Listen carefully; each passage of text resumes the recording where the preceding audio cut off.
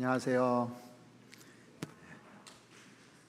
명절이라 많이들 빠지신 것 같아요. 잠깐 같이 기도드리겠습니다.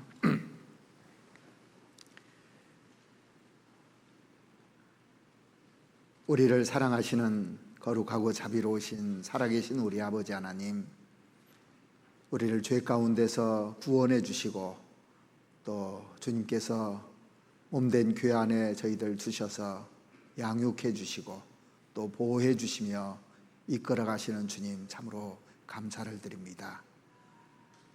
이번에 명절을 맞이해서 우리 형제자매님들 또 가족들을 만나고 또 친척들을 만나는 가운데서 빛과 소금이 되고 또 그리스도를 나타낼 수 있도록 하나님 도와주시었고 또 복음을 전할 수 있는 그 기회를 주셔서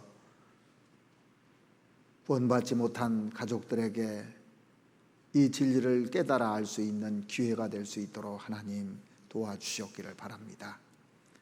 이 세상은 날로 혼탁해져 가고 있고 노아 시대와 같이 먹고 마시고 시집가고 장가들고 있으면서 하나님을 등지는 이런 시대, 또 가치관 이 혼란한 시대에 살고 있습니다.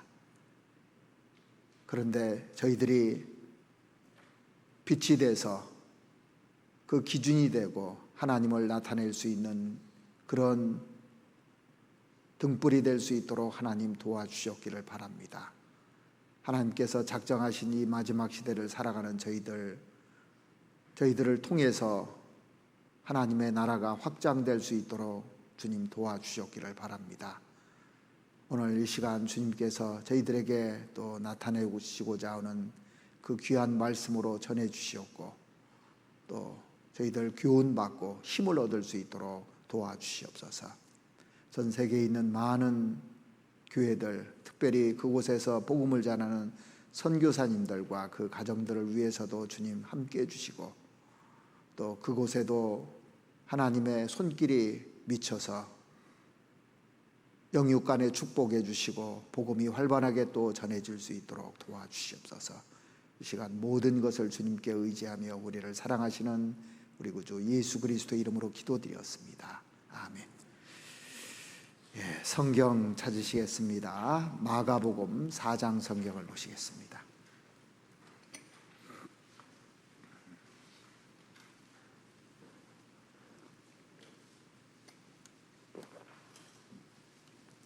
마가복음 4장 35절부터 끝절까지 제가 읽어드리겠습니다. 마가복음 4장 35절 말씀부터 보시겠습니다.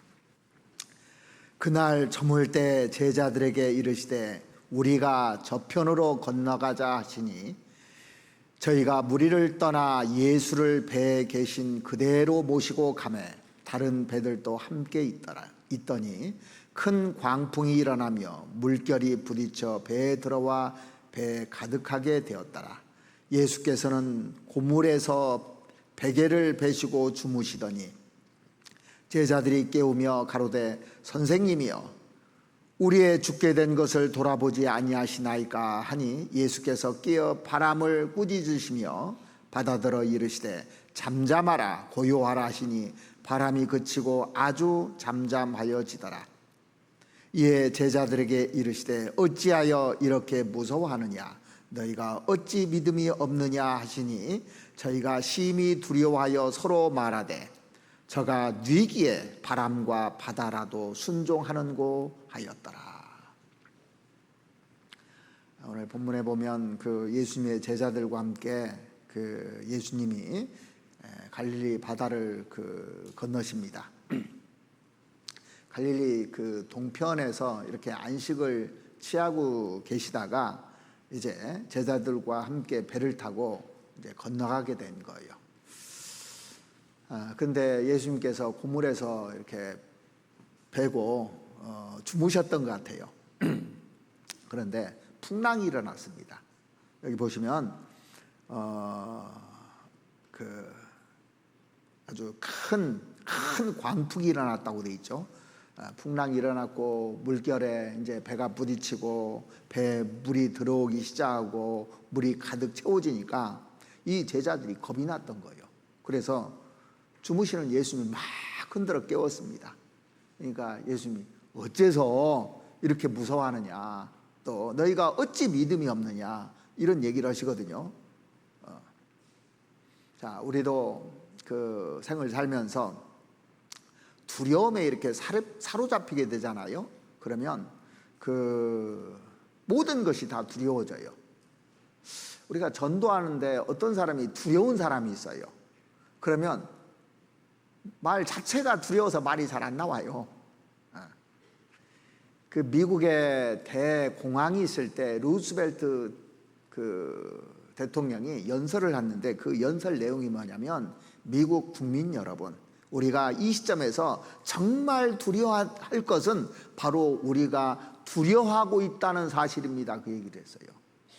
그래서 그 경제나 정치 위기보다도 심리적 공황을 경계해야 된다는 그 연설을 한 거거든요. 사람이 두려워하게 되면요, 일단 판단력이 흐려집니다. 어떤 갑작스러운 그 어려움이 닥치잖아요. 내가 예기치 못한 상황이 딱 부딪혀버리게 되면 사람이 판단력을 상실을 해요. 그리고 행동이 마비됩니다. 뭘 해야 될지 몰라가지고 벙쪄가지고 있어요.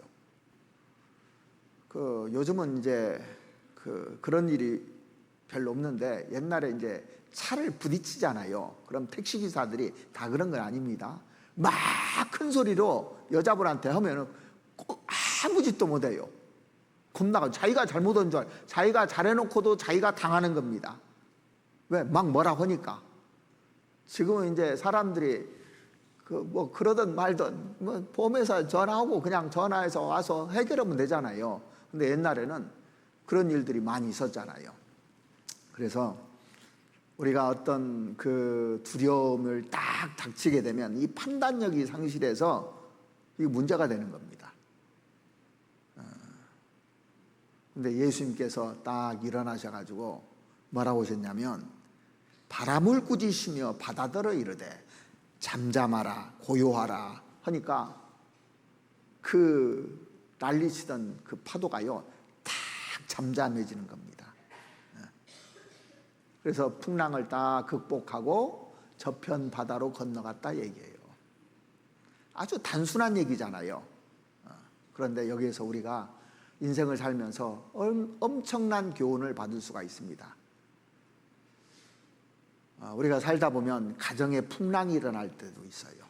가정사에서 어떤 사고로 말미암아서, 병으로 말미암아서 가정에 풍랑이 일어날 수 있습니다. 또 나라도 풍랑을 겪고 있잖아요. 나라도 풍랑을 겪을 수 있고, 지금 추석 때 아프지 말라고 하지 않아요. 아프면 큰일 난다고, 죽는다고. 풍랑이 일어난 겁니다. 사실 병원에 의사들이 다 이제 휴가 가고 하니까 갈 때는 응급실밖에 없는 거예요. 근데 아프면 응급실 지금도 뺑뺑이를 돌아서 갈 데가 없는데 죽는다고. 그래서 추석 때 차 타고 어디 가지 말라고 하더라고요. 가지 말려고. 또 그 뉴스에 그 전도 먹지 말라고, 생선 전도 먹고 탈라면 이제 갈 데가 없다고. 그런 뉴스를 접할 때마다 지금 나라도 풍랑이 일어나고 있죠. 자, 우리가 이제 전도를 해요. 전도를 하면은 풍랑이 일어납니다. 풍랑이. 그렇죠. 가족들이 모여가지고 즐겁게 지금 하려고 그러는데 예수 믿자고 이 말씀 한번 들어보자고 막 이렇게 하면 갑자기 이게 막 그 좋았던 그 분위기가 풍랑이 일어나서 난리를 칩니다. 그런데 그런 와중에 예수님이 등장하셔서 그 파도를 잠잠케 하고 건너갔다 얘기해요. 자, 그러니까 예수님만이 해결할 수 있는 일이란 얘기예요. 이거는요. 가정의 풍랑, 또 민족적인 풍랑, 내가 그 전도할 때 이 풍랑들을 잠재우실 수 있는 분이 예수님이라는 사실을 우리가 일깨워야 된다고 이렇게 말씀을 하고 있는 겁니다. 그러면 우리가 어떻게 해야 될 것인지, 자, 이걸 어떻게 해야 될 것인지 한번 좀 생각을 해보고자 합니다. 자, 이 풍랑을 잠재우려면 마음의 준비가 돼 있어야 되는데 이 제자들은 준비가 하나도 안 돼 있었던 겁니다. 오늘 본문 한번 보시죠. 35절부터 보시겠습니다. 그날 저물 때 제자들에게 이르시되 우리가 저편으로 건너가자 하시니. 자, 여기 갈릴리 호수 동편에서 반대편으로 건너가자고 제안하신 분이 예수님이에요. 제자들이 얘기한 것이 아닙니다. 우리가 저편으로 건너가자. 자, 이 갈릴리 호수는 세상의 그림자입니다. 이 바다는 세상의 그림자잖아요. 이 세상은 항상 풍랑이 일고 있습니다. 잠잠하다가도 갑자기 풍랑이 오고, 잠잠하다가 풍랑이 오는 게 세상이잖아요. 고요하고 안정되고 평온한 것이 세상이 아닙니다. 그래서 예수님께서 저편으로 건너가자는 얘기예요. 자, 우리는 이 풍랑 많은 세상에서 저편으로 건너가는 겁니다. 예수님 의지하고 천국에 가는 겁니다. 거기는 풍랑이 없어요. 저편으로 건너가자고 하는 겁니다. 주님께서 얘기한 겁니다. 지금 바다에 지금 우리들이 살고 있어요. 바다에서 항해하고 있는 중입니다. 그래서 건너가자고 제안하신 분이 주님이라는 겁니다. 자, 그러면 우리는 반드시 거기를 통과해야만 되는 겁니다. 이 세상을 통과해서 가는 거예요. 주님이 건너가기를 원하시는 겁니다. 그곳에 좋은 것이 있기 때문에 건너가자고 주님이 원하신 거예요. 우리가 한 것이 아니고. 주님은 우리를 이 세상에서 데려가기를 원하셔요. 저편으로. 이 말씀 들으니까 의미가 있죠. 딱 보니까. 근데 이것을 이겨나가는 겁니다. 풍랑이 일지만은 이겨나가는데 우리 힘으로는 이겨나갈 수가 없기 때문에 주님과 함께 간다면 이겨나갈 수가 있는 거예요. 우리는 그래서 천국에 가는 준비를 하는 겁니다. 사실은요. 주님이 건너가자 할 때 같이 건너가야 되는 겁니다. 저는 싫어요 하면 안 되잖아요. 많은 사람들이 건너가자는데 싫어요 그러잖아요. 급이 안 타겠다고. 자, 주님이 건너가자고 했거든요. 자, 36절 보세요. 저희가 무리를 떠나 예수를 배에 계신 그대로 모시고 가매 다른 배들도 함께 하더니. 자, 그러니까 예수님도 푹 주무시고 있고 또 제자들도 편하게 가고 있습니다. 그리고 예수님이 제안했어요. 건너가자고 제안했으니까 이 배가 편안하게 가야 되는데 예수님 타고 있는데 무슨 문제가 생겼는지 보시죠. 무슨 일이 생겼냐면 37절에 큰 광풍이 일어나며 물결이 부딪혀 배에 들어와 배에 가득하게 되었더라. 이게 웬일입니까? 자, 보세요. 주님이 가시자고 한 길입니다. 주님이 가자고 제안한 거예요. 그리고 주님이 건너고자 하신 길이고 주님과 함께하는 길인데도 불구하고 큰 광풍이 일어나며 물결이 부딪혀 배에 들어와 배가 가득하더라. 왜 이런 케이스를 만들어 놓으셨냐는 얘기예요. 주님이 함께하는데, 주님이 가자고 한 길인데. 자, 이 말씀을 보면 우리가 주님과 함께 가는 길이지만 평탄한 길이 아니라는 걸 얘기해 주는 겁니다. 주님과 함께 간다고 다 평탄한 게 아니라는 거예요. 이게 애굽 사람들이 이스라엘 사람들이 애굽에 살다가 홍해바다를 건너와서 광야길을 가는데 주님이 함께 했거든요. 법궤가 함께 했기 때문에. 평탄했습니까? 평탄하지 않았어요. 아말렉이 있었습니다. 거기에. 가나안 땅에 7족속이 있었어요. 그러니까 구원받으면 평탄하다고 착각하는 겁니다. 평탄한 게 아닙니다. 잠깐 동안 평탄해요. 근데 파도도 일고 계속 한다는 겁니다. 이걸 준비하라는 겁니다. 각오하고 가라는 겁니다. 예산에 넣고 가라는 겁니다. 이거를요. 근데 구원받으면 만사가 형통하고 평탄하다고 착각하는 겁니다. 그래서 사람들은요, 예수 믿는데 왜 그렇게 힘들게 사냐고, 왜 그렇게 사고가 났냐고 이렇게 하잖아요. 예수님과 함께 가도 파도 일어납니다. 물이 들어옵니다. 그거 얘기해 주는 겁니다. 그러니까 구원받고 나서 평탄하리라고만 생각하는 것은 잘못된 생각이라는 겁니다. 주님과 함께 가도 광풍이 일어나고 물결이 부딪히고 심지어는 물이 배 안으로 가득 들어올 수도 있다는 겁니다. 신앙생활을 하는 과정도 마찬가지입니다. 분명히 내가 구원받았고 또 주님이 나와 동행하고 있고 주님이 정하신 길을 걸어가는데도 불구하고 광풍이 일어나고 물결이 부딪히고 물이 내 안에 들어온다니까요. 영혼 안으로 막 밀려 들어옵니다, 이게요. 그래서 신앙생활하다가 휘청휘청 거리는 일이 있고 가정에 풍파가 생기기도 하고 여러 가지 문제가 생기고 상황이 흐트러지는 일들이 얼마든지 생길 수 있는 겁니다. 구원받고 난 이후에 여러 가지 어려움을 겪는 사람들이 있어요. 심하게 겪는 사람들이 있습니다. 적게 겪는 사람도 있고 파도 높이가 다 틀리고 그 당하는 것이 다 다를 수가 있습니다.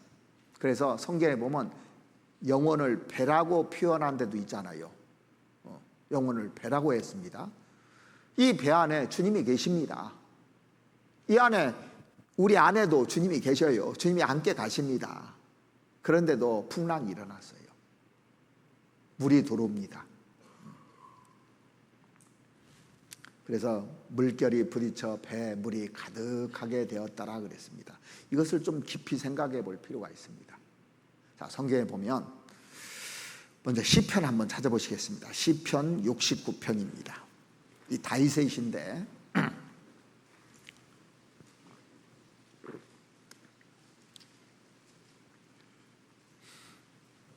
시편 69편 1절 말씀 보시겠습니다.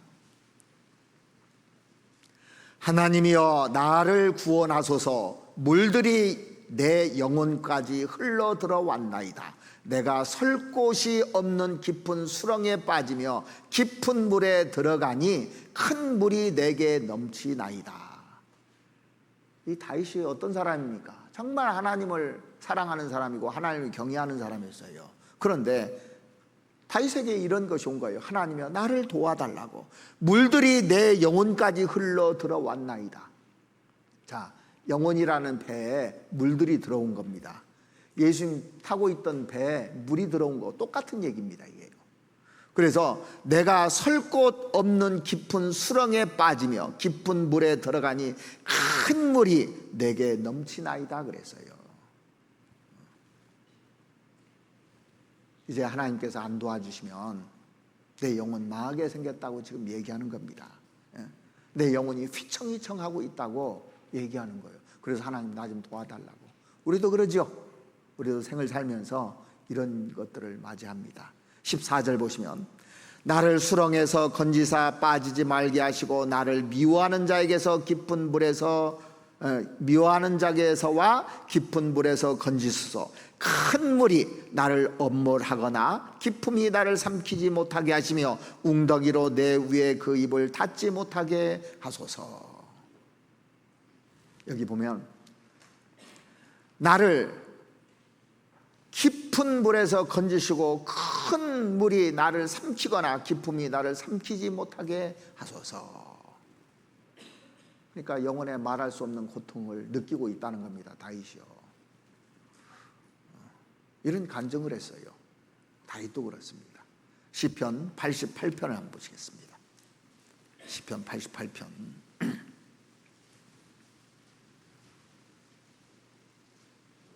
1절부터 보시겠습니다. 여호와 내 구원의 하나님이여 내가 주야로 주의 앞에 부르짖어 싸우니 나의 기도로 주의 앞에 달하게 하시며 주의 길을 나의 부르짖음에 기울이소서. 대저 나의 영혼에 곤란이 가득하며 나의 생명은 음부에 가까워 싸우니 나는 무덤에 내려간 자와 함께 인정되고 힘이 없는 사람과 같으며 사망자 중에 던지운 바 되었으며 사륙을 당하여 무덤에 누운 자 같으니이다. 주께서 저희를 다시 기억지 아니하시니 저희는 주의 손에서 끊어진 자니이다. 주께서 나를 깊은 웅덩이 어두운 곳 음침한 데 두셔 싸우며 주의 노가 나를 심히 누르시고 주의 모든 파도로 나를 괴롭게 하셨나이다. 그러니까 우리에게 파도가 친다는 겁니다. 물결이 부딪히는 겁니다. 파도가 세서. 인생을 살아가면서 너무너무 큰 고통을 지금 맞고 있는 겁니다. 다윗이요. 그런데 왜 주님이 함께 하시는데도 이런 고난을 허락하시느냐 이거예요. 시편 144편도 한번 보시죠. 시편 144편.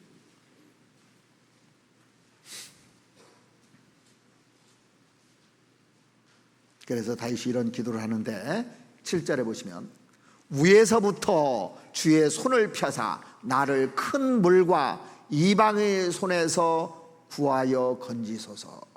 큰 물이라는 것이 전부 다 환난을 얘기하는 겁니다.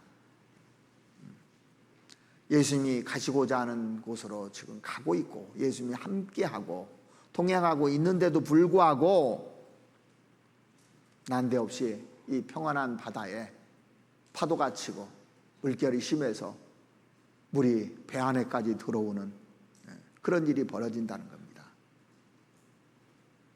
자, 욥기를 읽어보면요, 욥은 우스 땅에서 아주 편안하게 잘 살고 있었던 사람입니다.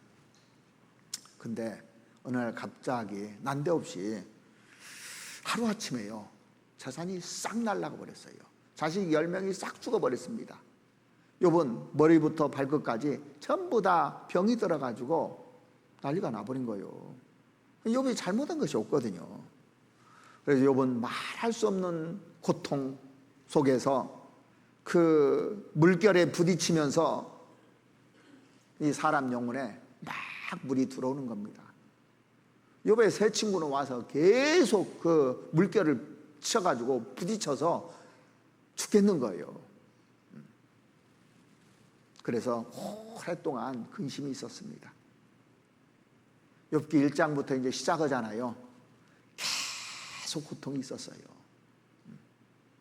욥기 읽어보면 계속 고통이 그 세 친구가 와서 계속 정죄하는 고통, 뭐 몸에 있는 고통은 말할 것도 없고 그거보다 더 훨씬 심한 고통이 욥의 세 친구가 위로해 주는 것이 아니라 계속 공격을 하는 겁니다. 네가 잘못해서 그랬지 무슨 죄를 지었느냐 해가면서 계속 공박하는 겁니다.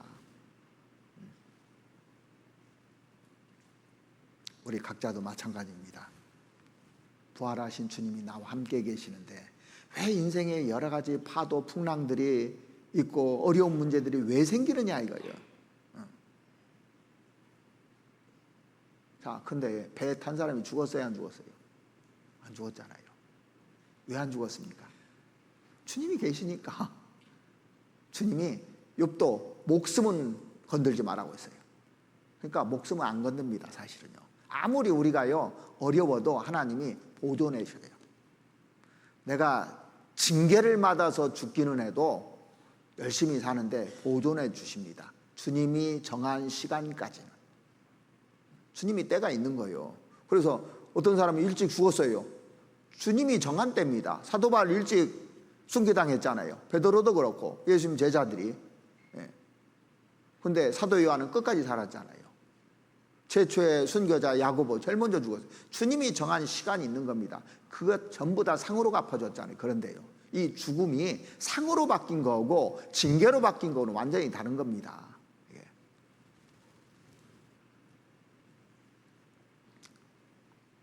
오늘 그 평온하던 바다에 풍랑이 일고 파도가 치고 물이 들어오는 것을 준비해야 된다는 거예요. 그래서 우리가 신앙생활 하는데도 마음의 준비를 하셔야 돼요. 이런 것이 올 거라는 것을 준비하셔야 되는 겁니다. 항상 평안한 것만은 아니에요, 사람이 살면서. 그래서 항상 마음의 준비를 해야 되는 겁니다.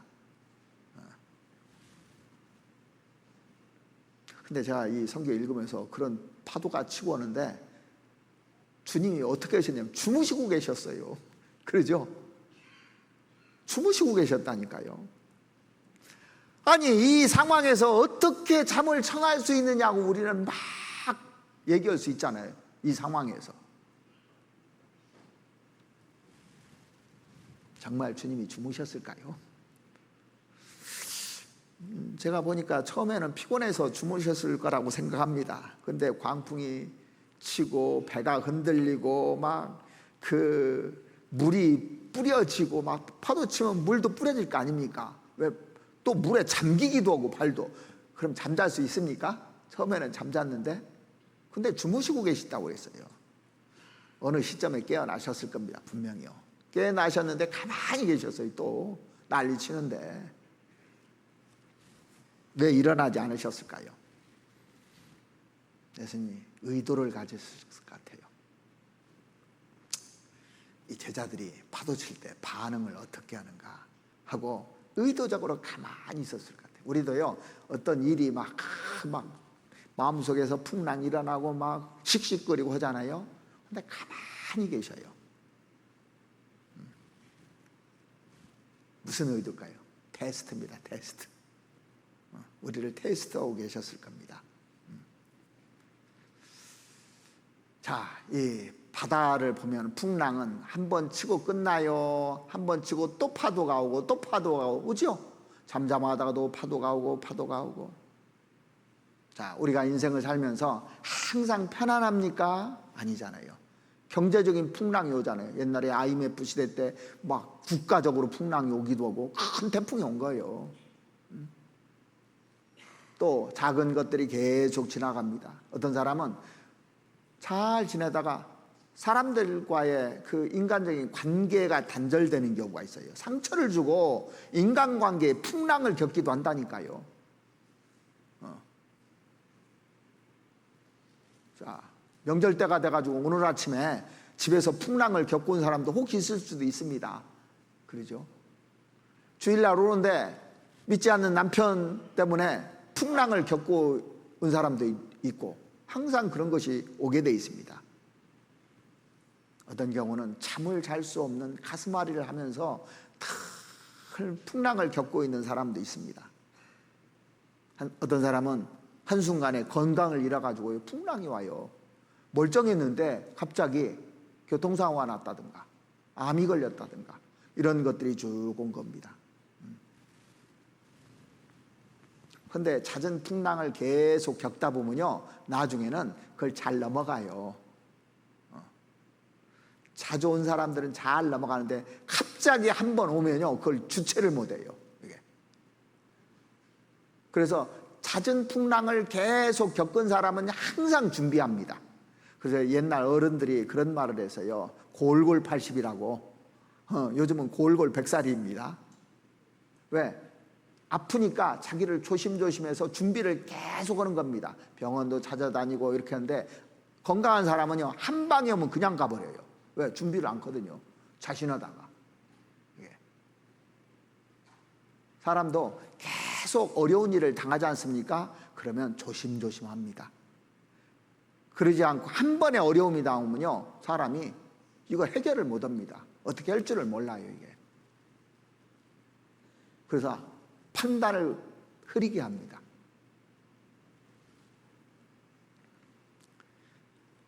이 풍랑이라는 것이 예고치 않고 다가온다는 겁니다. 갑자기 다가오는 겁니다. 이 갈릴리 바다가, 저도 이제 갈릴리 호수를 이렇게 가봤거든요. 이 갈릴리 호수가 쭉 있는데 23km인가 그래요, 그게. 근데 이 갈릴리 호수를 가보니까 산으로 싹 둘러싸여 있더라고요, 거기가. 이 바다 자체가. 거기서 가장 높은 산이 헐몬산이에요. 헐몬산이 2814m 산이거든요. 거기에서 이제 물이 흘러나옵니다. 좁은 협곡을 타고 쭉 내려와서 갈릴리 호수로 쭉 들어가요. 근데 거기 갈릴리 호수는 얼음으로 돼 있거든요. 얼음물이 녹아서 내려오는 겁니다. 근데 이 바다는 애열대성 기후입니다. 그래서 찬물과 요게 만나면요, 그때 이제 그 갑작스러운 풍랑이 일어나기 시작해요. 그래서 수시로 변한답니다, 갈릴리 호수는. 그래서 그 관광객들 오면요, 배를 타고 이제 건너가는 걸 꼭 해줘요. 저도 한번 그 배를 타고 건너간 적이 있습니다. 이 말씀을 보면서 건너간 적이 있는데 이 생각이 딱 나더라고요. 근데 우리한테는 풍랑이 안 일어나야 돼. 다행히 풍랑이 안 일어나고 잘 갔거든요. 근데 우리 가고 나서 바로 풍랑이 일어나더라고. 갈 때 한국 태극기를 딱 꽂아줘야, 각국 깃발이 있어가지고 그 깃발을 꽂아줘요. 그래서 그거 타고 쭉 갈릴리 호수를 건너간 기억이 납니다. 이 갈릴리 호수를 보니까 그 인생을 가장 적절하게 표현한 바다라고 할 수가 있어요. 수시로 계속 요동치는 곳이 갈릴리 호수입니다. 자, 그러니까 거기 건너갈 때는 다 준비를 해요. 각오를 해야 되는 겁니다. 그러니까 그 가이드 갖고 그 얘기를 합니다. 자, 이걸 보면은 우리가 구원받고 가는 길에 풍랑을 면제시켜 준다는 말은 성경에 하나도 없어요. 그러니까 예산을 세워야 되는 겁니다. 준비를 해야 되는 겁니다. 요한복음 16장 33절에 보시면 너희가 세상에서 환난을 당하나 그렇게 돼 있죠? 담대하라. 환난 당한다고 돼 있습니다. 편안한 것만 있는 것이 아닙니다. 그래서 그 성경은 우리에게 풍랑을 면제시켜 준다고 한 것이 아니고 풍랑을 뚫고 가야 된다고 얘기하는 겁니다. 그래서 그 야고보 선지자는 야고보서 1장 2절에 내 형제들아 너희가 여러 가지 시험을 만나거든 온전히 기쁘게 여기라고 그랬습니다. 여러 가지 시험을 만난다고 돼 있어요. 야고보서는 구원받은 사람에게 보내준 편지잖아요. 근데 너희가 여러 가지 시험, 다른 성경에 보면 여러 가지 색깔의 시험을 만나거든. 시험이 다 종류가 다르다는 겁니다. 온전히 기쁘게 여기라 그랬습니다. 그래서 인생을 살아가는데 형형색색의 시험들이 계속 오는 겁니다. 그래서 이 시험을 대비하고 살으라고 돼 있어요. 베드로 사도에게도 사랑하는 자들아 너희를 시험하려고 오는 불시험을 이상한 일 당한 것 같이 이상히 여기지 말고 그랬습니다. 불시험도 온다는 거예요. 이게 물시험만 오는 것이 아니고 여러 가지 시험의 종류가 있는데 불같은 시험도 오는 겁니다. 어떤 사람에게는 평범한 시험이 오지만 어떤 사람에게는 아주 욥같이는 안 되지만 정말 심한 시험이 올 수도 있는 겁니다. 근데 그 이상하게 여기지 말라고 돼 있어요, 성경에. 이 본문에 한번 다시 보시죠. 마가복음 4장 한번 보시겠습니다. 마가복음 4장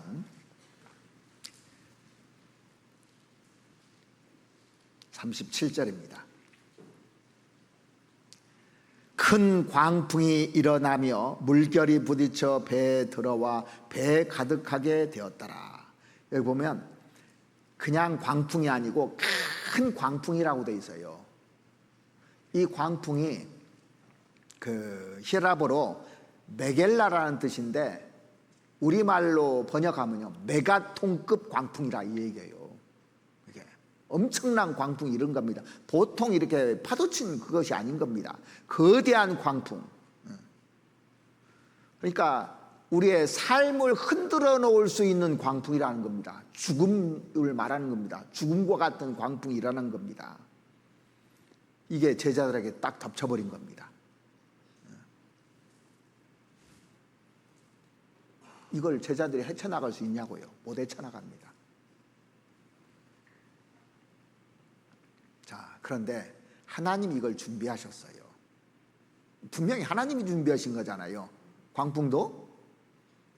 근데 주님이 함께 하시면 이걸 넘어갈 수 있다는 겁니다. 우리는. 근데 세상 사람들은 이 광풍이 오면 어떻게 합니까? 자살을 하든가 정신병자가 되기도 하고 사람이 돌아버려요. 못 이기는 겁니다. 왜냐하면 주님이 없기 때문에.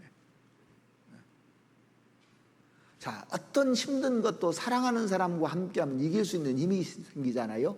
그러죠? 근데 정말 나를 사랑하는 사람이, 능력 있는 분이 나를 데리고 가는 겁니다. 최소한 우리는 준비를 해야 돼요. 그런 광풍이 올 것을, 인생을 살면서요. 자, 그리고 또 한 가지 생각할 것은 이번 명절에 그 가족을 만났을 때 또 전도할 때 이런 광풍이 밀려올 때 어떻게 하면 이 바다를 통과해서 우리가 저편으로 건너갈 수가 있을까? 어떻게 해야 이걸 건너갈 수 있을까? 예수님에 대한 믿음이 있어야 건너가는 겁니다. 두 번째는 예수님의 믿음이 있어야 되는 거예요. 자, 다시 37절 보시겠습니다. 큰 광풍이 일어나며 물결이 부딪혀 배에 들어와 배에 가득하게 되었더라. 예수께서 고물에서 베개를 베시고 주무시더니, 자, 물이 들어오면 우리는 어떻게 합니까? 빨리 조처를 취하고 정신이 없을 거 아닙니까? 물 들어온다, 물 퍼내든지 뭐 정신이 없을 겁니다. 근데 주무시고 계셨어요. 왜 그러셨을까요? 이유가 뭘까요? 자, 첫 번째는 이 제자들의 믿음을 시험하기 위해서 했습니다. 믿음이 어느 정도인지 시험하는 거예요. 아, 예수님 있는데 예수님 못 믿는 거예요. 못 믿으니까 자기들이 난리치는 거죠. 예수님 있어도 못 믿어요. 우리도 그러잖아요. 어떤 어려움이 있으면 하나님 있는데도 못 믿어요. 난리칩니다. 요동하고 있습니다. 말할 수 없는 공경에 처했을 때 이 믿음으로 행하느냐, 자기가 난리치느냐, 이거 테스트하는 겁니다, 사실은요. 그래서 믿음의 척도는 어려움이 딱 생겼을 때 아는 겁니다. 그리고 왜 이걸 또 허락하셨냐면 주님의 능력을 보여주시기 위해서 허락하신 겁니다. 그러지 않으면 주님의 능력이 안 나타나잖아요. 광야 생활할 때도 주님의 능력을 보여주잖아요. 만나를 내리고 메추라기를 주고 반석을 줘서 물을 주고, 주님의 능력이 아니면 못 산다는 걸 보여주는 거잖아요. 그래서 예수님에 대한 믿음이 있느냐, 이게 참 중요한 겁니다. 이런 걸 다 넘어가려면 믿음으로 넘어가는 겁니다. 왜 이런 어려운 것을 허락하셨느냐면 주님을 더 의지하게 하기 위해서 주님이 이런 것들을 우리에게 계속 허락하시는 겁니다. 보면은요. 그리고 내 신앙 상태가 어떤지 그대로 보여주는 겁니다. 이게 딱 어려운 일이 생기면요, 벌써 딱 드러나요. 신앙 상태를 점검해 볼 수 있는 계기입니다. 내가 신앙생활 잘하고 대단한 믿음을 가지고 있는 것 같지만 어려움이 딱 터지면 그냥 드러나요, 이게. 그리고 또 한 가지는 어려움 속에서 기도하고 매달리게 하기 위해서 하나님이 이런 걸 허락하시는 겁니다. 그때 기도하면서 매달린 제자들이 있었느냐고요? 없었잖아요. 근데 그런 가운데서도 기도하고 하나님께 매달리는 사람.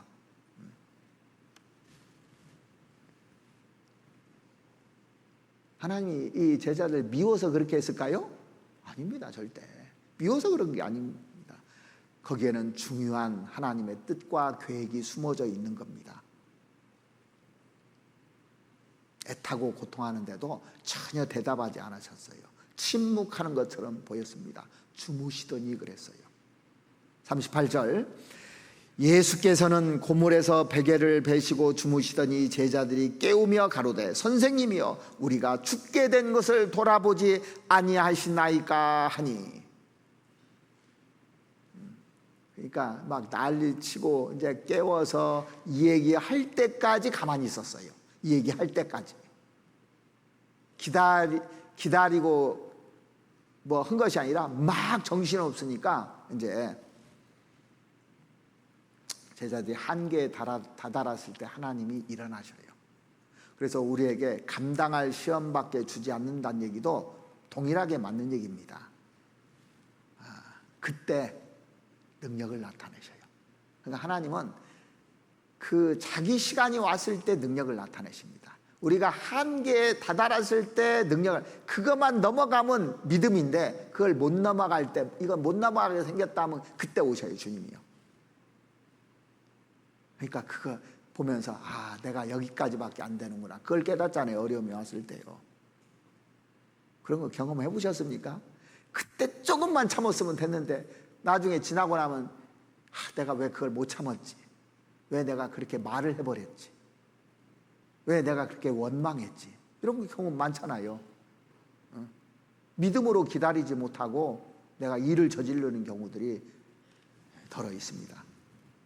주님은 인간이 한계에 다다랐을 때, 인간이 어쩔 수 없다고 부르짖을 때 그때 능력을 나타내 주셔요. 미리 능력 나타내면 하나님 필요 없는 거예요. 별로. 하나님 의지 않는 겁니다. 자, 그래서 예수님께서 잠에서 깨어 일어나셔서 뭐라고 하셨냐면 39절 보시겠습니다.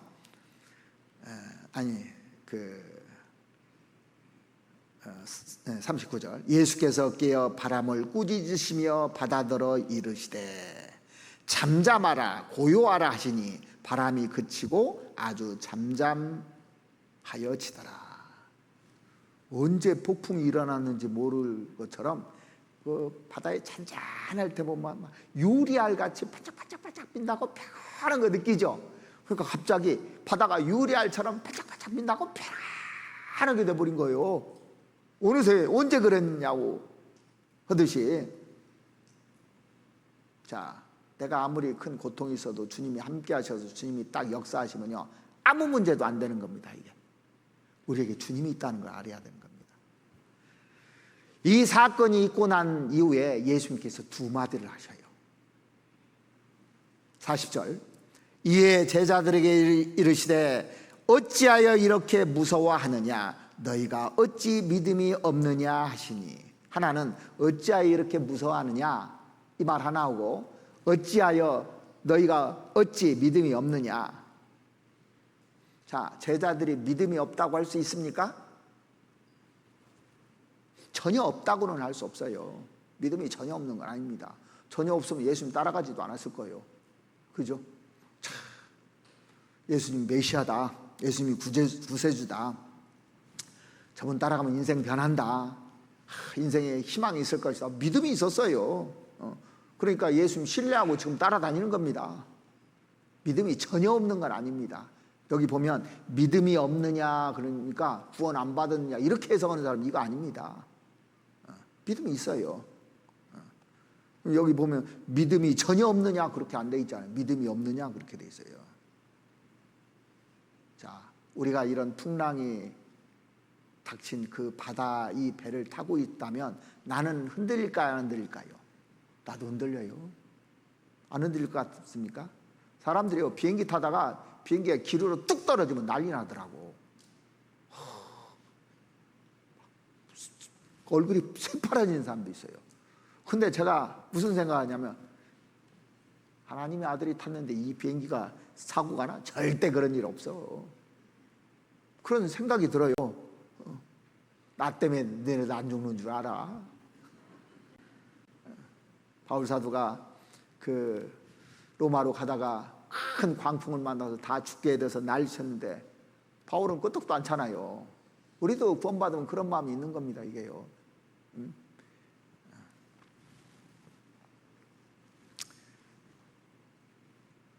믿는데 안 믿는 경우가 많잖아요.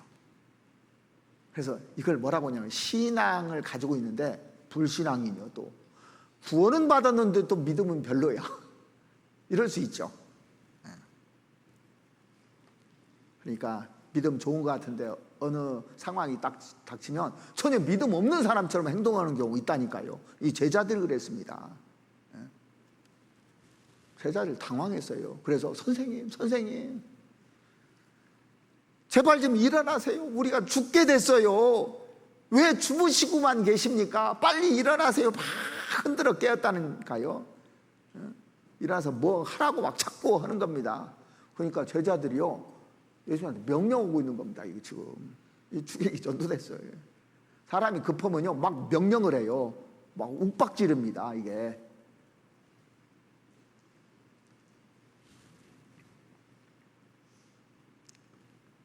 사람들은 죽음이라는 것을 무서워합니다. 그런데 믿음은 죽음을 이기는 거거든요. 그래서 많은 순교자들이 그걸 이긴 사람들이에요. 죽음. 믿음이 있는 사람들이잖아요. 히브리서 11장에 나와 있는 믿음의 사람들을 쭉 한번 보십시오. 우리가 어떤 문제가 풀리지 않으면 예수님 이렇게 좀 해주세요. 막 지시한다니까요. 우리가 기도할 때 예수님 이렇게 안 해주실래요? 막 하고 막 명령하고 지시해요. 예수님 누군지를 모르는 겁니다.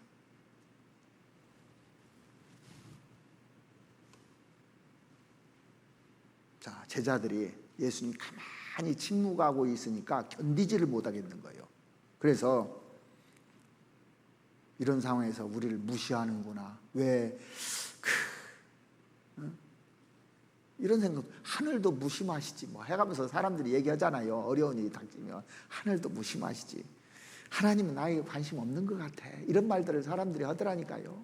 구원받은 사람이 갑자기요 상담하는데 뭐라고 하냐, 하나님도 무심하시지 해가면서 팍 그러더라고요. 하나님이 아실까요? 해가면서 이런 사장 하나님이 아실까요? 따지는 겁니다. 예수님 관심 없다는 얘기예요. 나한테. 나는 사랑하지 않는가 보죠.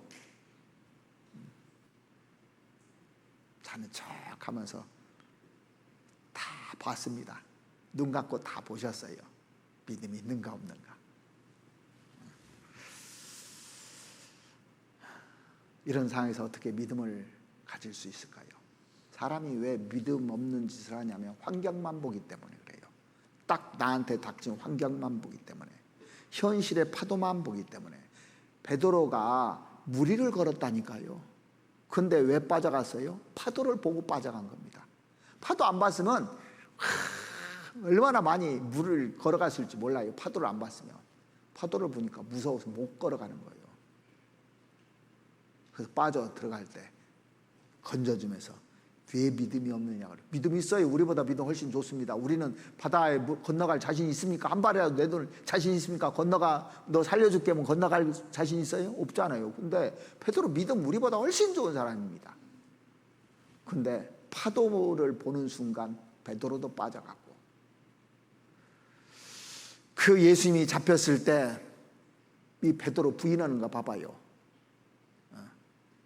맹세하면서 부인했다고 그랬어요. 파도 자기 목숨 걸리니까 이게 믿음이 없을 때예요. 그런데 예수님 부활을 봤습니다.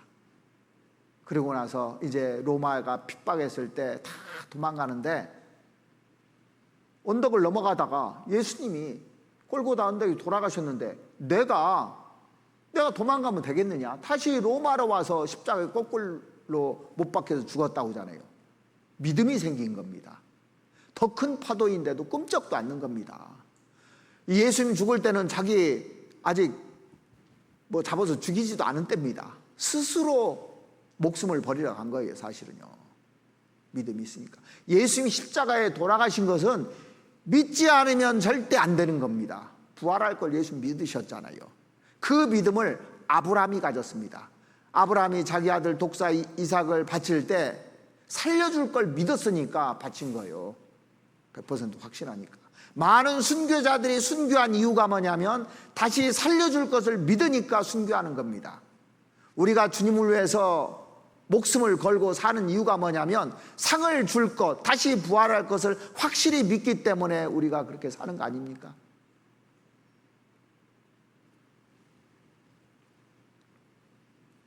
이 고통의 현장, 낭망할 수밖에 없는 현장, 시련과 역경의 현장에서 우리는 두려울 수밖에 없을 때 주님이 우리에게 두려워하지 말라고 그랬습니다. 놀라지 말라.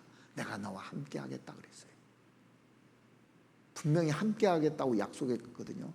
자, 그런 말씀을 들으면 힘이 나잖아요. 그래서 믿음은 들음에서 나며 들음은 그리스도의 말씀으로 말미암습니다. 그러니까 그 말씀을 누가 믿느냐예요. 말씀을 듣는 것이 문제가 아니라 그 말씀을 누가 믿느냐가 중요한 거예요. 믿음은 들음에서 난다고 되어 있거든요. 말씀을 듣는 것이 그렇게 중요한 겁니다. 그리고 그 말씀을 믿는 것이 중요한 겁니다. 믿을 때 신앙이 성장되는 거예요. 믿을 때, 들을 때가 아니고. 말씀을 듣고 믿을 때 믿고 행동하게 돼 있습니다. 믿음은 행동하게 돼 있어요. 그래서 성경을 멀리하면서 신앙생활 제대로 하는 사람 보셨습니까? 교제를 멀리하면서 신앙생활 제대로 하는 사람 보셨습니까? 믿음이 없어요, 사실은요.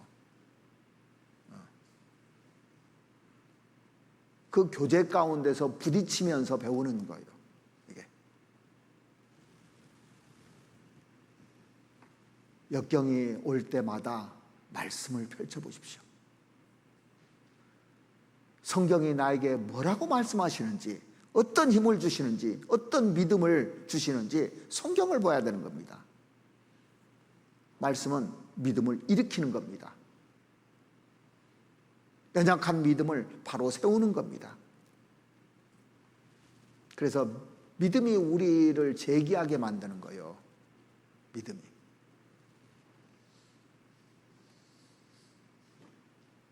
그래서 우리가 이런 역경을 맞을 때 주님이 나와 함께 하시다, 임마누엘 하나님 함께 하시다는 확신을 가지고 그분만 있으면 나는 이 고통을 반드시 넘어간다. 그래서 잠잠히 가는 거예요. 들레지 말고 잠잠히 가는 겁니다. 여리고성 무너뜨릴 때 말하지 말라고 그랬어요. 그냥 돌으라고 그랬어요. 이게 아니 돌아서 이 성이 무너지냐고요. 돈 사람들이나 도는 일이지 이게.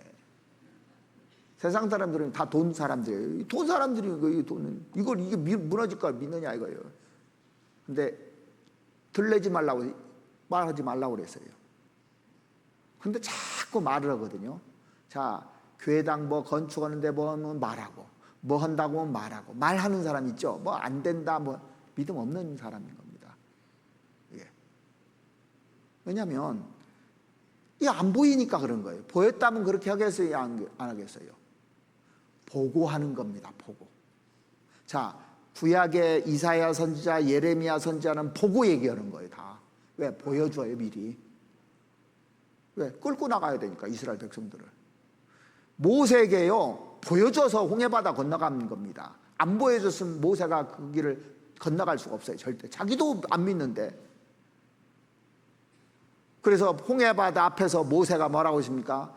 여호와의 구원을 보라 그랬잖아요. 이거 갈라진 거 안 보입니다. 근데 모세 눈에는 그게 보이는 거예요. 그러니까 백성들 데리고 가서 하는데 백성들 뒤에서 원망하잖아요. 원망이 큰 죄입니다. 왜 원망하냐면 안 보이니까 원망하는 거예요, 이게. 그래서 믿음이 없는 사람은 원망부터 해요. 그래서 내가 믿음이 있는가 없는가는 원망하는 거 보면 압니다. 원망하는 거.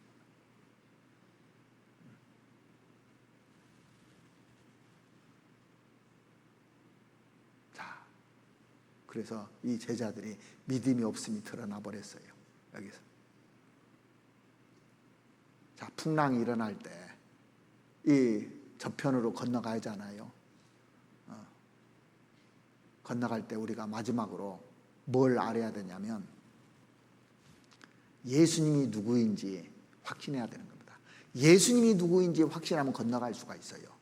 그런데 거기에 대한 확신이 없기 때문에 믿지도 않고 준비도 않는 겁니다, 사실은요. 확신을 가지면 준비를 해요. 자, 우리가 확신을 가지면 상을 준다, 확신을 가지면 미리 준비합니다. 이 신앙생활 하는 가운데서도. 상이 안 보이니까 대충 살아버리는 겁니다. 내 멋대로 살고 그냥 눈 가리고 아웅하는 식으로 신앙생활 하는 겁니다. 상이 안 보이니까. 보이는 사람은 여기다 완전히 다 투자를 해버립니다. 예수님이 누구인지에 대한 확신이 있어야 되는 겁니다. 자, 39절 한번 보시겠습니다. 예수께서 깨어 바람을 꾸짖으시며 받아들어 이르되 잠잠하라 고요하라 하시니 바람이 그치고 아주 잔잔하여지더라. 이 복음서에 보면 귀신 들린 사람들 이 야단칠 때 사용하는 단어하고 똑같은 단어더라고요. 이게 꾸짖으셨다고 되어 있어요. 우리가 보통 어려움들이 다 모든 고통이 사탄 때문에 일어나는 건 아니지만 사탄이 고통을 줘서 일어나는 경우도 있습니다. 그래서 나를 좌절시키고 또 낭망하게 만들고 그 주저앉게 하는 배경에 그 악한 영들이 작용도 합니다. 그때 어떻게 해야 된다고요? 꾸짖으라고 돼 있어요. 사탄에 물러가라. 예수님이 그랬잖아요. 그 시험할 때도 예수님이 사탄아 물러가라 그랬잖아요. 꾸짖으신 겁니다. 이게 꾸짖으셨다 그런 얘기입니다. 41절 저희가 심히 두려워하여 서로 말하되 저가 뉘기에 바람과 바다라도 순종하는고 하더라. 자, 구원받고 신앙생활 초기에 가장 많이 하는 질문이 뭐냐면 무엇이라는 질문을 많이 해요. 무엇? 이게 뭡니까? 뭡니까? 뭡니까? 이게 뭐 자꾸 이 질문하더라고요. 저도 그랬고 제가 이제 구원받고 얼마 안 된 사람들은 자꾸 그런 질문을 하는 걸 봤습니다. 그러니까 예수님이 나에게 뭘 해줄 수 있습니까? 뭐 이런 거. 나를 어떻게 해줄 수 있습니까? 여기에 관심이 있어요. 그런데 이 신앙이 점점 성장하면 무엇이라는 질문에서 누구라는 질문으로 바뀌게 되더라니까 이게. 그래서 예수님이 누군지를 알아요. 그러니까 예수님이 누구이신 줄을 아는 사람은 이게 참된 신앙인이 돼가고 있는 겁니다. 예수님 누군지를 알잖아요 우리가. 예수님 누군지를. 예수님 하나님이라는 거 알잖아요. 그 부인하면 이단이잖아요. 예수님이 하나님이라는 거. 이게 하나님이라는 거 아는 겁니다. 자, 그러면 이 파도를 잠잠케 하실 분이 누군가 생각해 봐야 되는 겁니다. 제자들이 딱 보고 나서 깨달아 버린 거예요. 이분이 누군지를. 바람을 잠잠케 하시는 저분은 바람 지으신 분이 아닐까? 파도를 잠잠케 하시는 저분은 파도를 만드신 분이 아닐까? 한순간에 인간 예수에게서 놀라운 하나님을 발견하게 돼요. 우주 만물을 창조한 하나님을 제자들이 발견했을 겁니다. 우리도 그러잖아요. 예수님이 하시는 일들을 보면은 인간 예수로 오셨는데 저분이 하나님이구나. 저분이 창조주구나. 저분이 주관하는 분이구나. 이걸 쭉 알게 되잖아요. 창조주이실 뿐만 아니라 우리를 주관하신 분이라는 것을 성경을 배우면 배울수록 알게 됩니다. 이게. 풍랑을 잔잔하게 하실 뿐만 아니라 내 내면도 잠잠하게 하실 수 있는 분이 주님이잖아요. 나에게 참된 평화를 인도해 줄 수 있는 분도 주님이시잖아요. 이걸 이제 알게 되는 겁니다. 이게. 나를 주관하시는 분을. 처음에는 나를 구원해 주신 그 주님을 알게 되는데 주와 그리스도를 알아야 되거든요. 그리스도는 좋아해요. 나를 구원해 준. 근데 그분이 내 주인이라는 것을 사람들이 까먹고 삽니다. 나의 주인입니다. 그래서 성경에 레이는 내 것이요 그랬어요. 성경에 너는 내 것이라는 말 많이 하시잖아요. 그러니까 주님이 주인이고 나는 그 주님 겁니다. 주님 거.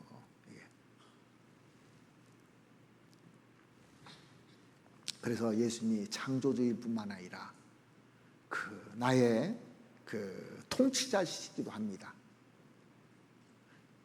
여기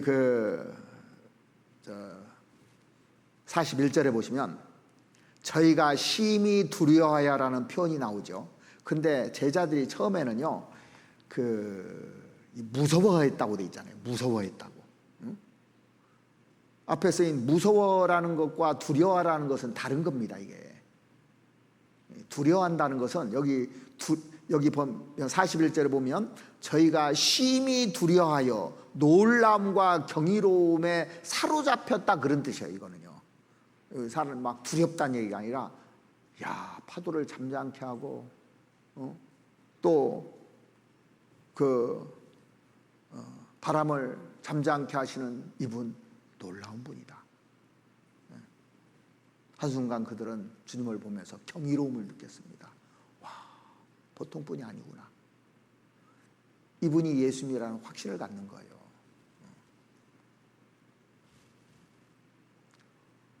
세상 사람들은 예수님을 4대 성인 중에 한 사람, 훌륭한 사람이라고 생각하잖아요.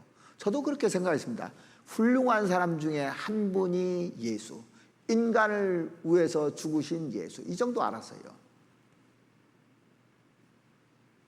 그런데 이분이 살아계신 하나님이라는 것을 알았을 때, 그러니까 이 파도를 멈추게 할 수 있는 분이고 바람을 잠잠케 할 수 있는 분이구나, 이거 깨닫는 거예요. 이거 깨닫는 순간 인생이 달라지잖아요. 그렇죠? 우리도 하나님을 아는 순간 인생이 달라져 버린 겁니다. 이 세상을 주관하시는 분, 역사를 주관하시는 분, 모든 것을 통치하시는 분, 만왕의 왕. 제 아무리 파도가 치고 별짓을 다 해도요, 주님이 함께 하시면 이 풍랑이 문제겠습니까? 풍랑이 문제 아닙니다. 주님이 역사하신다면.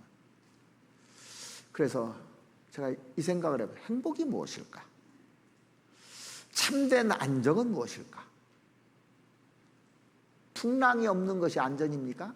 아니거든요. 예수님과 함께 한다는 것이 진정한 행복이고, 예수님과 함께 한다는 것이 진정한 안정이라는 것을 느끼게 됐어요. 그러니까 예수만 있으면 끝나는 겁니다. 할 필요 없잖아요. 충분해요. 충분해. 더 이상 바랄 거 없어요. 아이는 엄마만 있으면 돼. 더 바랄 거 있습니까? 엄마가 알아서 다 해주잖아. 엄마 없으면 아무것도 아닌 겁니다. 이 세상에서 하나님 없으면 아무것도 아닌 거예요. 지옥 갈 사람입니다. 헤매는 겁니다. 방황하는 겁니다. 그런데 그 예수님을 내가 소유하고 있어요. 함께하고 있어요. 예수 그리스도는 어제나 오늘이나 영원토록 동일하시니라 그랬어요. 예수님 변하시는 분이 아닙니다. 구약의 아브라함과 함께 했던 하나님, 다윗과 함께 했던 하나님이 오늘 나하고도 함께 하시는 하나님입니다. 예. 우리가 이런 어려운 것들을 주는데 실족지 않고 다 통과하게 만드셔요. 분명히 통과하게 만드십니다. 그러니까 어려움이 와도 걱정할 필요가 없는 겁니다. 죽음을 이기신 주님입니다. 그래서 우리를 단련시키고 하는 것은 우리를 아름답게 만들어 주려고 하는 겁니다. 우리가 잘 아시는 욥기 23장 10절 말씀에 보시면 나의 가는 길을 오직 그가 아시나니, 나는 몰라요.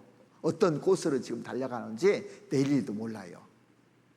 그래서 나의 가는 길을 오직 그가 아시나니, 오직이라고 되어 있습니다. 아무것도 모릅니다. 주님은 아셔요. 그가 나를 단련하신 후에는 내가 정금같이 나오리라.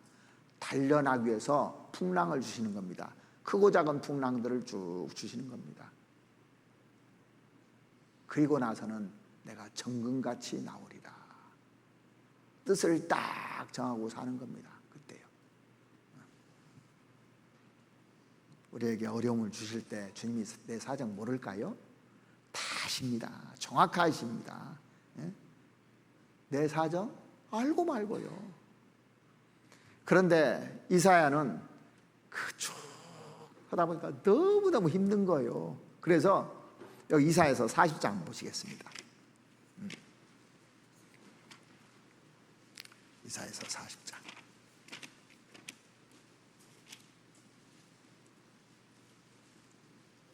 이스라엘 백성들에게 이렇게 얘기하잖아요.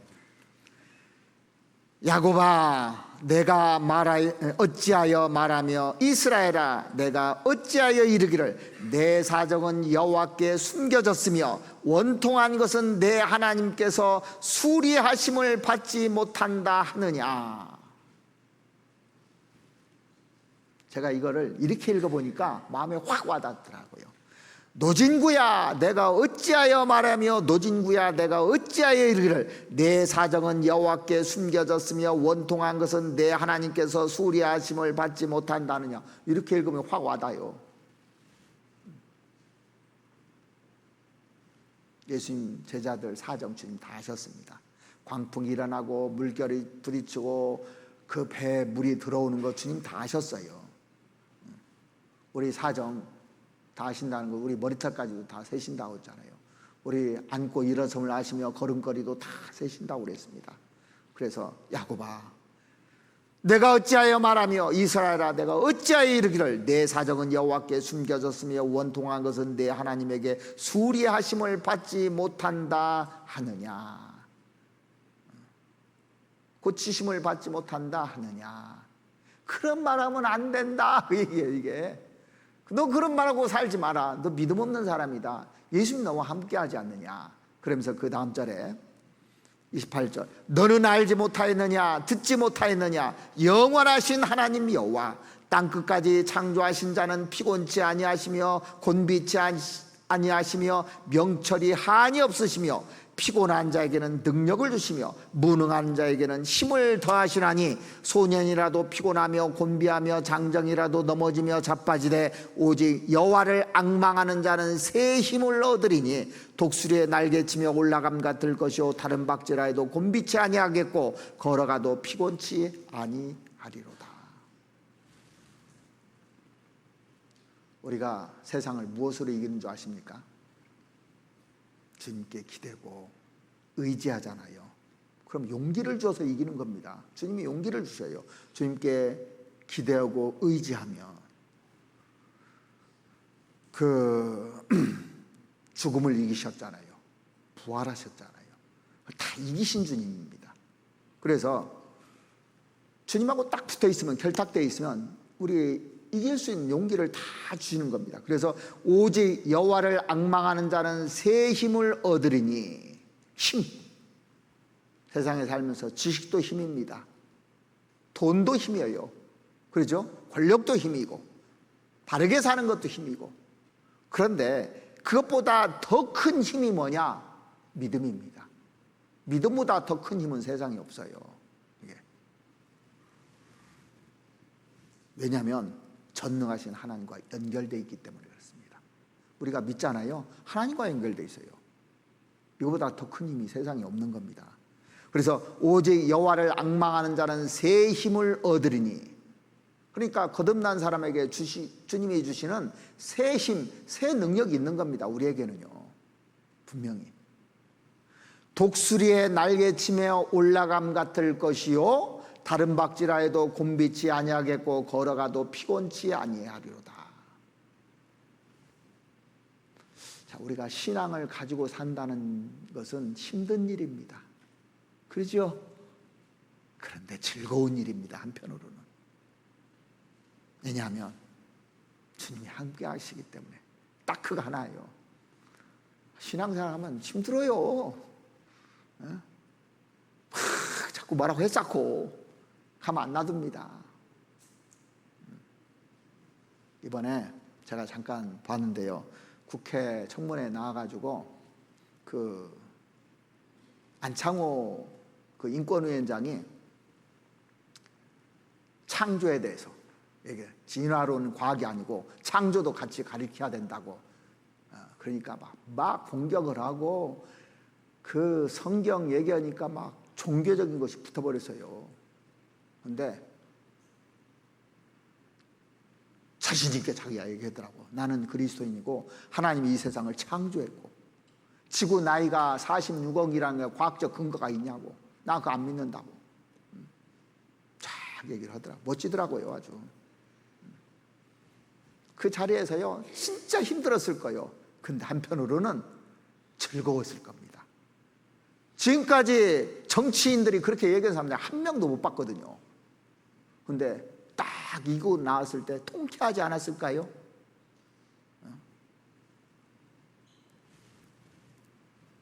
우리가 신앙생활 하면서 고통의 시기를 걸어갈 때 힘듭니다.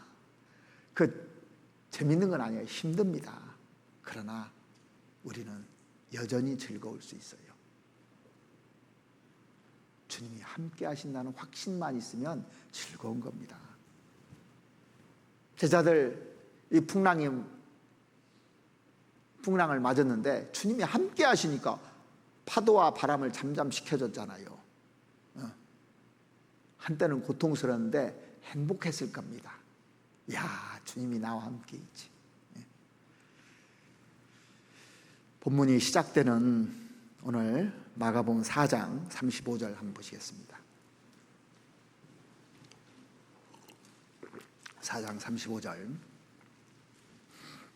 그날 저물 때 제자들에게 이르시되 우리가 저편으로 건너가자 하시니, 이 항해를 제안하신 분이 예수님이라고 앞서서 말씀드렸죠. 그렇다면 그 주님이 나에 대한 계획이 있을까요, 없을까요? 있는 거예요. 분명히 계획이 있으니까 같이 가자 온 겁니다. 풍랑이 이렇게 쳐도 이것도 하나님의 계획의 일부예요. 그 과정의 일부입니다. 이스라엘 백성들이 광야 통과하는 것도 과정의 일부예요. 우리가 어려움을 당하잖아요. 어떤 사람이 나한테 까칠한 사람 붙여줬어요. 과정의 일부예요. 통과하는. 하나님 붙여놓은 거예요, 이거를요. 그것도 감사해야 되는 겁니다. 모든 걸 감사해야 돼요. 왜? 지나고 나면 알아요. 그 사람 때문에 내가 겸손해진 겁니다. 저도 이제 신앙생활 쭉 지나보면 그런 사람들이 감사하더라니까요. 그 사람이 없었더라면 내가 교만해져 가지고 이거 날뛰었을 텐데. 또 조심하고 또 조심하고 또 조심하고 나는 저렇게 살지 말아야 되지.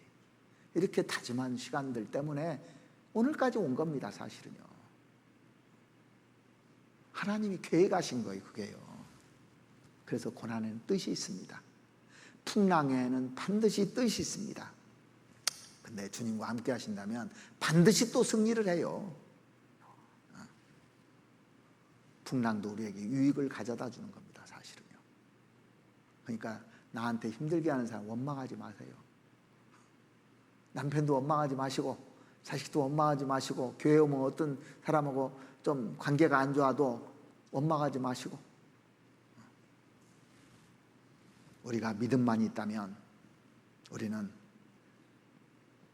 바다 저편을 향해서 용기를 가지고 항해를 계속할 수 있는 겁니다. 믿음이 있어야 돼요. 거기 가려면.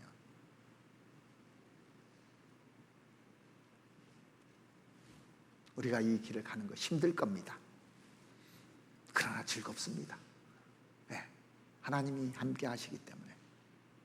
그래서 두려워하지 말고 하나님 신뢰하고 하나님 의지하면서 믿음의 노를 계속 주님 오실 때까지 우리는 저어가기 바랍니다. 이번 명절에도 풍랑 올 수 있어요. 묵묵하게 믿음의 노를 저어갈 수 있기를 바랍니다. 오늘 명절이라 그래도 제가 일찍 끝내겠습니다. 잠깐 같이 기도드리겠습니다.